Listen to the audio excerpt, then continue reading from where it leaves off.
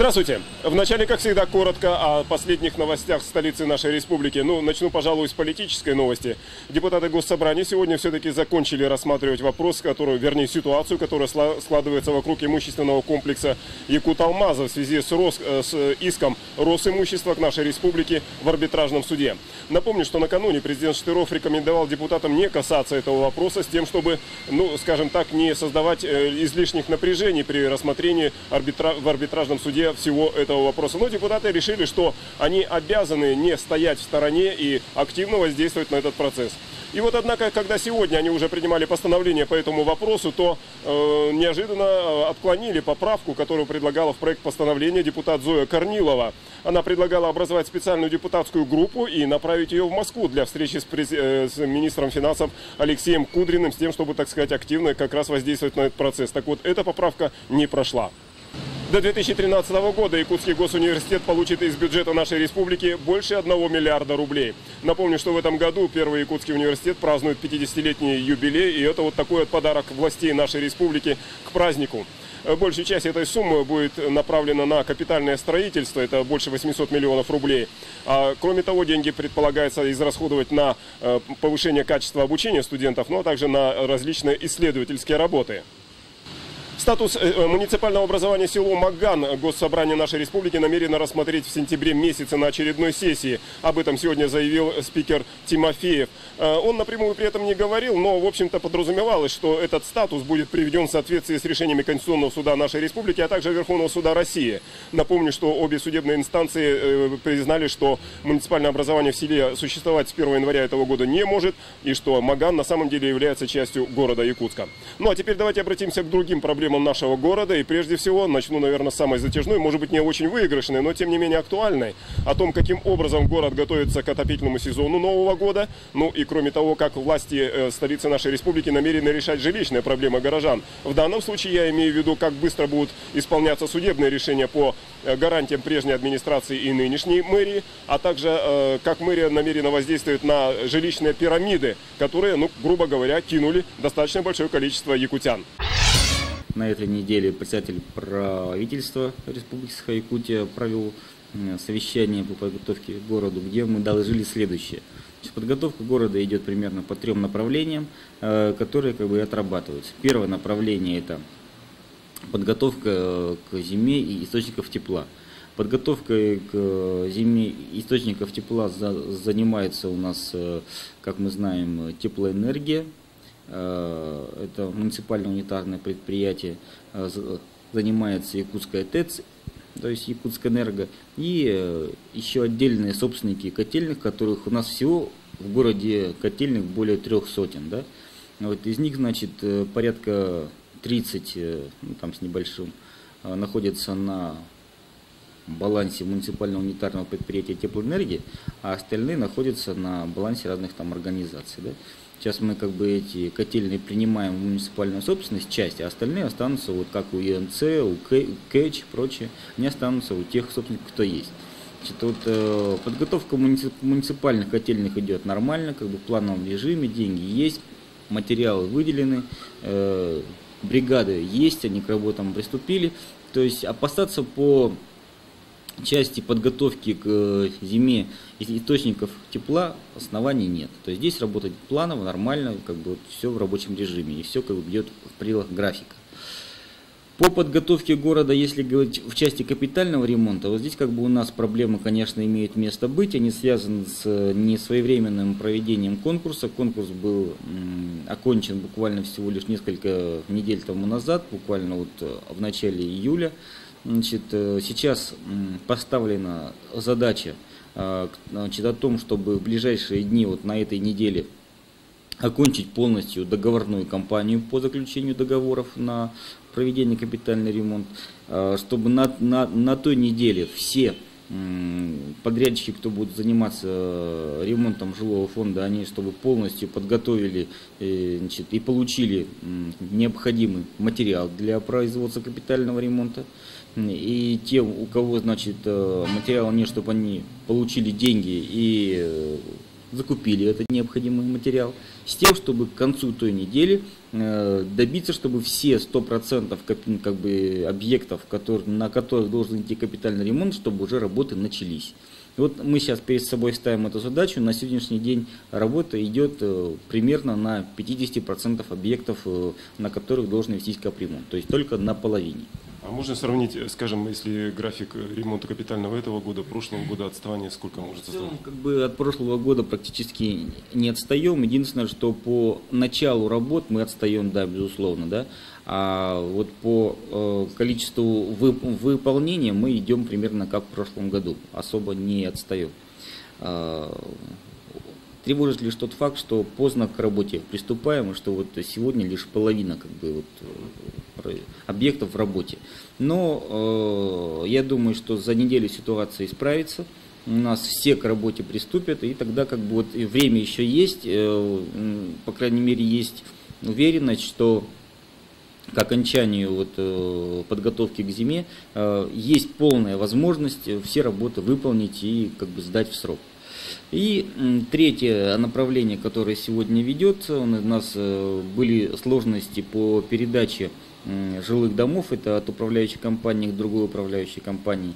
В связи с этим финансовые взаимоотношения между управляющими компаниями и поставщиками тепла оказались немного запутанными, кто кому чего сколько должен, как бы вот такие трудности были. Плюс еще единый расчетно-кассовый центр и РИЦ определенное время тоже не осуществляли текущие платежи. Вот поставлена задача в ближайшее время разобраться, кто кому чего сколько должен, в какое время, когда оплатит. То есть вот урегулировать финансовые взаимоотношения, чтобы в зиму уже входили с урегулированными как бы, вот этими долгами. И вот в этом случае как бы, проблем не будет. Но время покажет. Вот то, что касается с поставщиками услуг и управляющими компаниями, вот в квартале, где я, например, живу, сейчас развешено объявление, что Якутскэнерго им выдало, так сказать, уведомление, что будут отключать внутридомовое освещение, горячую воду из-за того, что жильцы задолжали. Вот здесь каким-то образом мэрия может вмешиваться в такого рода процессы взаимоотношений между, скажем, поставщиками и управляющими компаниями, либо это совершенно автономные хозяйствующие субъекты между собой разбираются. Ну, правда, население при этом страдать будет. Понятно. Но если так вот рассуждать строго по закону, мэрия, конечно, не вправе вмешиваться в финансовые отношения между поставщиками там, коммунальных услуг и управляющими компаниями. Но, тем не менее, значит, мы переговорили уже с управляющими компаниями и с поставщиками тепла. Мы будем выступать здесь в качестве проводника между этими двумя организациями с целью, чтобы они поскорее договорились. Сбор платежей на сегодня составляет порядка 70-80% от плана. Ну, как бы, то есть постепенно восстанавливается то, что было утрачено. Я думаю, что этот процесс мы отладим. В пятницу заканчивается кампания вот по, так сказать, составлению списка тех проблем, вернее, горожан, которые столкнулись вот с жилищными пирамидами. Вот в данном случае, так сказать, роль мэрии, полномочия, какие функции, что вы хотите сделать и что вы реально сможете сделать? Вы же не будете возвращать деньги или квартиры, так сказать, от своего имени? Ну, безусловно, мы не будем возвращать деньги и квартиры от своего имени. Это как бы связано с тем, что администрация города ответственности по долгам от тех организаций не несет. У нас имеются свои как бы, обязательства перед гражданами по исполнению решения суда, которые вот мы на этой неделе рассмотрели, принято решение, там, сроки, графики, то есть мы в течение этого года основную массу сумеем погасить, да? Но это вот то, что касается исполнения решения суда. А вот по тем людям, которые подписались на получение квартиры и заплатили деньги, и в итоге организация исчезла, такие организации есть, к примеру, это, скажем, социальная инициатива, мы об этом знаем. Этим организациям были предоставлены земельные участки. Земельные участки сейчас мэрия намерена изъять с той целью, чтобы предоставить другой организации. И когда мы будем давать другой организации, мы будем сразу ставить вопрос, чтобы те люди, которые ранее внесли деньги, значит, вот за строительство жилья вот на этом месте, значит, чтобы, соответственно, значит, они вот этим людям, кто уже внес, да, они как бы предоставили там квартиры. То есть это как бы обременение при получении земли. Конечно, это повлечет определенного рода на удорожание стоимости квадратного метра, как бы все это понятно, но другого варианта решения этой задачи нет. Примерно о каком количестве вкладчиков или пайщиков, как они называются, идет речь? Ну, в общей сложности по всему городу, значит, у нас сейчас список должен буквально вот завтра будет утвержден, но по предварительным данным это около 100 человек, это вот то, что у нас находится на учете. Фактически их чуть больше, потому что многие как бы еще не подходят, но думаю, что все придут, да, где-то около 100 человек.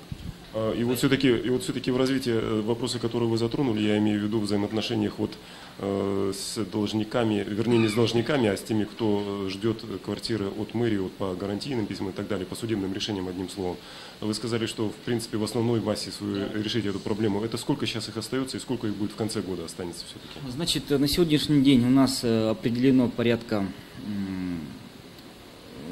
в бюджете 51 миллион рублей на погашение как бы, вот этих долгов по квартирам. Это у нас 60 семей, которые имеют решение суда по отношению мэрии города Якутска, да? И имеется еще порядка 80 семей, которые, значит, в отношении администрации города Якутска, то есть как бы прежней администрации органов госвласти. В отношении тех, кто получил в отношении администрации мэрии города Якутска, то есть вот действующего органа власти, значит, деньги в бюджете заложены, предусмотрены. Сейчас составляется график, приходится даже, порой бывают такие казусы, искать тех людей, которые должны получить деньги. Значит, вот есть такие моменты. Но не то чтобы снята, значит, она как бы вот она решается, она решаема, деньги есть, все есть, осталось то только вот фактически как бы выплатить, да? Но это приятный процесс. А с администрацией города Якутска тоже как бы вопрос в принципе решается, он решенный, источник финансирования есть. Дело в том, что в свое время администрация города Якутска предоставила Сахаипотечному агентству денежные средства в сумме порядка 100 с лишним миллионов рублей, около 200, значит, займ. Так?